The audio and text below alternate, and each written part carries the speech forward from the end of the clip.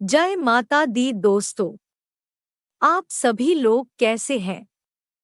आज हम आपको शारदीय नवरात्रि में 5वें दिन स्कंदमाता की पूजा, कथा और भोग के बारे में बताएंगे। नवरात्रि के 5वें दिन स्कंदमाता की पूजा की जाती है। स्कंद कुमार कार्तिकेय की माता के कारण इन्हें स्कंदमाता कहा जाता है। भगवान स्कंद बालरूप में इनकी गोद में विराजमान है। इन माता की 4 भुजाएं हैं। माता ने अपने 2 हाथ में कमल का फूल पकड़ा हुआ है। इनकी एक भुजा ऊपर की तरफ उठी हुई है। एक हाथ से अपने पुत्र स्कंद को पकड़ा हुआ है। सिंह इनका वाहन है। जानिए मां अम्बे के इस स्वरूप की कैसे करे पूजा। ये है मंत्र, आरती और कथा। पहाड़ों पर रहकर सांसारिक जीवों में नवचेतना का निर्माण करने वाली स्कंदमाता। नवरात्रि में 5वें दिन इस देवी की पूजा अर्चना की जाती है। कहते हैं कि इनकी कृपा से मूर्ख भी ज्ञानी हो जाता है। स्कंद कुमार कार्तिकेय की माता के कारण इन्हें स्कंदमाता नाम से जाना जाता है। भगवान स्कंद बालरूप में इनकी गोद में विराजित हैं। इस देवी की 4 भुजाएं हैं। ये दाईं तरफ की ऊपर वाली भुजा से स्कंद को गोद में पकड़े हुए हैं। नीचे वाली भुजा में कमल का पुष्प है। बाईं तरफ ऊपर वाली भुजा में वरद मुद्रा है और नीचे वाली भुजा में कमल पुष्प है। इनका वर्ण एकदम शुभ्र है। ये कमल के आसन पर विराजमान रहती हैं। इसीलिए इन्हें पद्मासना भी कहा जाता है। सिंह इनका वाहन है।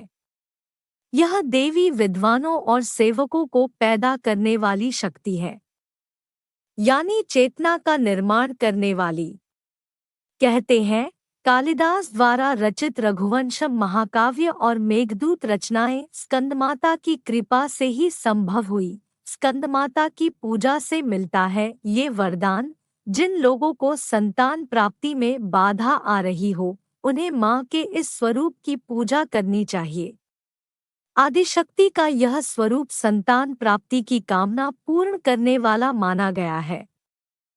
स्कंदमाता की पूजा में कुमार कार्तिकेय का होना जरूरी होता है। स्कंदमाता को भोग स्वरूप केला अर्पित करना चाहिए। मां को पीली वस्तुएं अति प्रिय होती है, इसलिए केसर डालकर खीर बनाएं और उसका भी भोग लगा सकते हैं।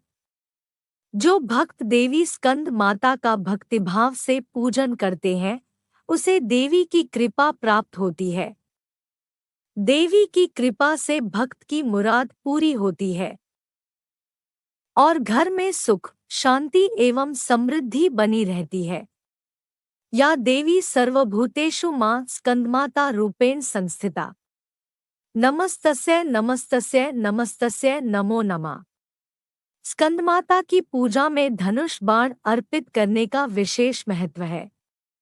इन्हें सुहाग का सामान अर्पित करना चाहिए। नवरात्र के 5वें दिन लाल वस्त्र में सुहाग की सभी सामग्री, लाल फूल और अक्षत मां को अर्पित करने से महिलाओं को सौभाग्य और संतान की प्राप्ति होती है। मां की कृपा से बुद्धि का विकास होता है और ज्ञान का आशीर्वाद प्राप्त होता है। मां की कृपा से पारिवारिक शांति की प्राप्ति होती है। मां की आराधना से शुभता की प्राप्ति होती है। एक कलश में पानी लेकर उसमें कुछ सिक्के डालें और उसे चौकी पर रखें। इसके बाद स्कंदमाता को रोली कुमकुम लगाएं और नैवेद्य अर्पित करें। अब मां की आरती उतारें। आरती के बाद घर के सभी लोगों को प्रसाद बांटें। इस दिन आप श्वेत कपड़े पहनकर मां को केले का भोग लगाएं। मान्यता है कि ऐसा करने से मां निरोगी रहने का आशीर्वाद देती है। स्कंदमाता की 4 भुजाएं हैं। दाईं तरफ की ऊपर वाली भुजा से उन्होंने अपने पुत्र स्कंद को गोद में पकड़ा हुआ है। नीचे वाली भुजा में कमल का फूल है। बाईं तरफ ऊपर वाली भुजा वरद मुद्रा में है और नीचे वाली भुजा में कमल पुष्प है। इनका वर्ण एकदम गौर है। ये कमल के आसन पर विराजमान है और इनकी सवारी शेर है। नवरात्रि के 5वें दिन की पूजा में श्वेत रंग का प्रयोग करें। इस दिन पूजा करने से बुध ग्रह से संबंधित दोष दूर होते हैं। इस दिन माता को केले का भोग लगाना चाहिए। स्कंदमाता की पूजा का श्रेष्ठ समय दिन का दूसरा पहर माना जाता है। इनकी पूजा में चंपा के फूलों का इस्तेमाल करना चाहिए। इन्हें हरे रंग की चूड़ियां चढ़ानी चाहिए। इनकी उपासना से बुद्धि प्राप्त होती है। पौराणिक कथा के अनुसार तारकासुर नाम का एक राक्षस था जिसका आतंक बहुत बढ़ गया था।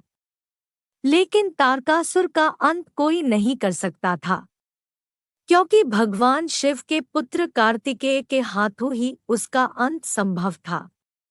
ऐसे में मां पार्वती ने अपने पुत्र स्कंद यानी कार्तिकेय को युद्ध के लिए प्रशिक्षित करने के लिए स्कंदमाता का रूप धारण किया। स्कंदमाता से युद्ध का प्रशिक्षण लेने के बाद कार्तिकेय ने तारकासुर का अंत किया। स्कंदमाता की पूजा करने और कथा पढ़ने सुनने से संतान सुख की प्राप्ति होती है। अगर आपको यह जानकारी अच्छी लगी तो मेरे वीडियो को लाइक करें और साथ ही मेरे चैनल को सब्सक्राइब करना ना भूलें। धन्यवाद।